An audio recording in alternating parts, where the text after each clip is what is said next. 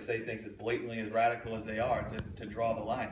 I begin to wonder how much of it wasn't really more close to witchcraft and like New Ageism. Wow. And just the fact that human beings are created in the image and likeness of God. Right. Human beings, apart from God, because of their design, and they come from Him, they can bring about some spectacular things. God looked upon fallen man, and He said, there's nothing they can imagine that they can't do. Yeah. The devil can bring forth a whole lot of stuff too. So, I mean, it isn't just bringing forth the miracles and things that means anything. That's exactly right. That's exactly right. That upsets people, and people will misunderstand what I'm saying.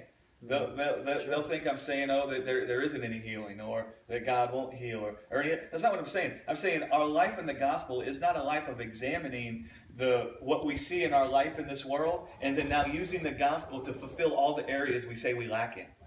That is not what the end goal of the gospel is. And if we live from that place, it will take away our rest, and it will lead to a life of frustration, confusion, and labors and annoyances. Mm-hmm. Where we're always laboring and full of annoyances. And for me, the confusion and the frustration hit the peak when I was having it out in the corner of the backyard with God. Yeah. And I had gotten healings to manifest in my life before that. Mm-hmm. And so I know I was believing God could heal me. This time too. Yeah. It wasn't like all of a sudden now my belief was different. Yeah. Do you see what I'm saying? I think sometimes we define, this messes people up, but in the word of faith, we say if somebody doesn't get healed, what we would say is they didn't believe that God could heal them. I don't think that has anything to do with it at all. No.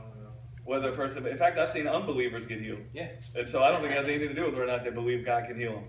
And I think we put people in bondage when we preach that, and we make getting a physical healing the emphasis of the gospel.